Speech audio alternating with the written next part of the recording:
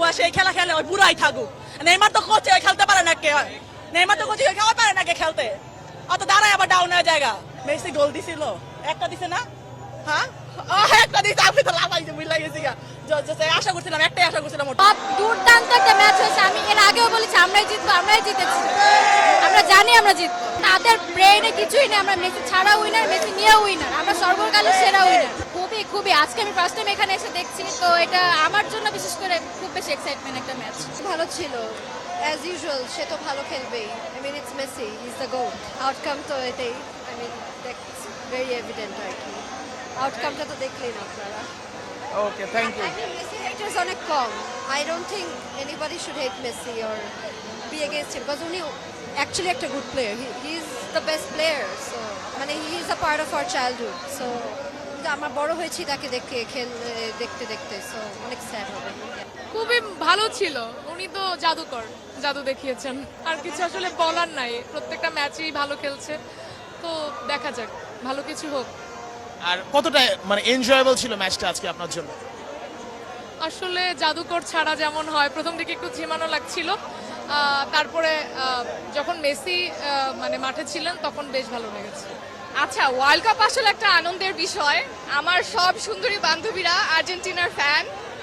আজকে আমি এসেছি ওদেরকে সাপোর্ট করতে।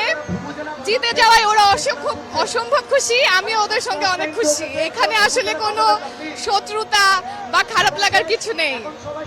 একটু কি মনে কষ্ট লাগছিল যখন আর্জেন্টিনা? একদমই না, আমার টিম জিতলে আমার যেমন খুব খুশি লাগবে, আমার ফ্রেন্ডরাও জিতেছে, এটাও তো আসলে খুশির বিষয়। আচ্ছা, একটু কি কখনো আক্ষেপ লাগে এই মেসি যদি ব্রাজিলের প্লেয়ার হতো?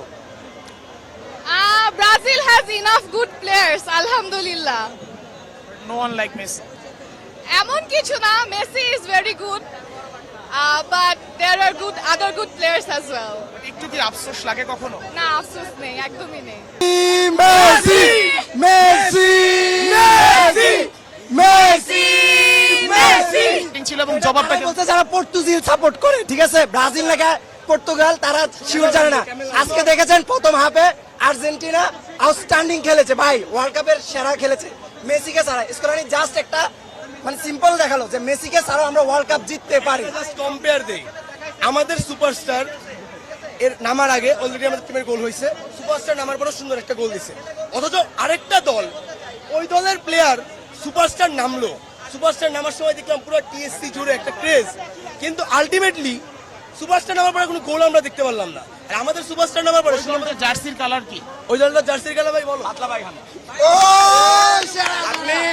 আপনি লো সেলসর গোলের মতো একটা গোল দেখান এই ওয়ার্ল্ড কাপে, আমি চ্যালেঞ্জ করে বলতে পারবো এই পর্যন্ত একটা গোলও হয় নাই লো সেলসর মতো আজকে।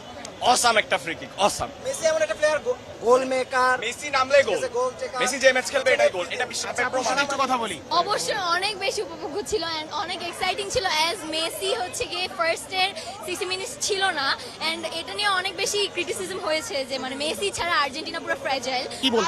আচ্ছা বলেন না যে মেসি বুড়া হয়ে গেছে, ও যদি বুড়া বয়সে এই খেলা খেলে ওই বুড়াই থাকুক। নেইমার তো কোচে খেলতে পারে না কে, নেইমার তো কোচে খেলা পারে না কে খেলতে, অত দাঁড়ায় আবার ডাউন হয়ে জায়গা। মেসি গোল দিছিল, একটা দিছে না? হ্যাঁ একটা দিছে, আমি তো লাফাইছি বুঝলা গেছি গা। আশা করছিলাম, একটাই আশা করছিলাম।